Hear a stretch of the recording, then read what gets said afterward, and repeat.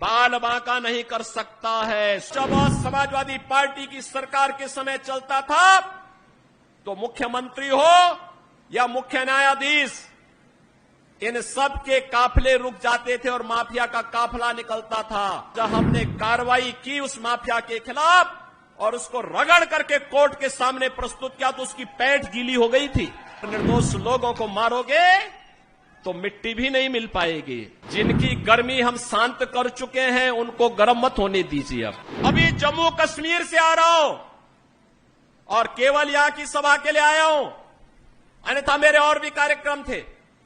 मैंने कहा नहीं, मैं जाऊंगा सरधना में, मैं इस बार जरूर जाऊंगा, 24 में मैं जरूर जाऊंगा। और बहनों भाइयों, मैं इसीलिए आया हूं आपसे कहने के लिए, जो लोग गुमराह कर रहे हैं उनके गुमराह में आने की आवश्यकता नहीं। ये लोग कभी नहीं आएंगे। फिर जाति के सौदागर उपयोग करेंगे, बाद में सौदेबाजी करके गायब हो जाएंगे। हमें किसी भी ऐसे व्यक्ति के बहकावे में नहीं आना है जिससे हमारा राष्ट्र धर्म खतरे में आए। याद रखना, इस देश के राष्ट्र धर्म को हमेशा खतरा जब भी आया है, इन्हीं लोगों के कारण आया है जिन्होंने जातीयता के आधार पर समाज के सामाजिक ताने बाने को छिन्न भिन्न किया है, हमेशा छिन्न भिन्न किया है। और बहनों और भाइयों, मैं आपको इस बात के लिए आश्वस्त करता हूं कि कोई माय के लाल बाल बांका नहीं कर सकता है। सुरक्षा की इतनी पुख्ता व्यवस्था हमने की है यूपी के अंदर। आज आप देखते होंगे बड़े बड़े दुर्दांत माफिया और अपराधी किस कदर उनकी दुर्गति हो रही है। आप देख रहे होंगे जिनके नाम से ही लोग कर्फ्यू जैसा माहौल होता था, आज उनकी दुर्गति क्या है हर व्यक्ति देख रहा है। इन माफिया और अपराधियों की स्थिति क्या है आप रोज सोशल मीडिया के प्लेटफॉर्म को उठा करके देखते होंगे। एक दुर्दांत माफिया ऐसा भी था।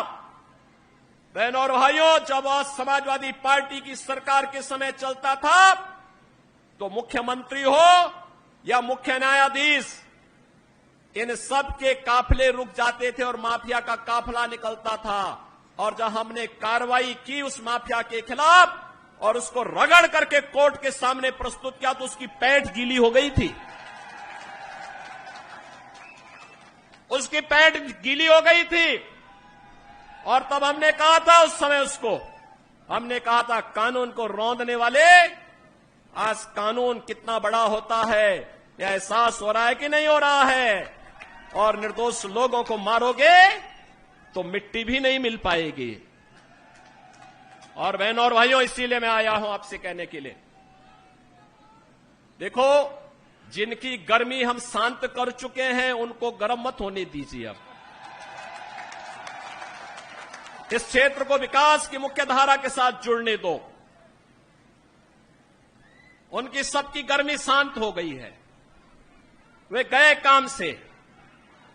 और इसीलिए मैं आप सबसे अपील करने के लिए आया हूं कि पूरे देश की एक आवाज है, पूरा देश एक ही स्वर में बोल रहा है। और वह बोल रहा है कि फिर एक बार मोदी सरकार, फिर एक बार, थोड़ा जोर से बोलिए, यहां की आवाज दिल्ली तक पहुंचाइए, फिर एक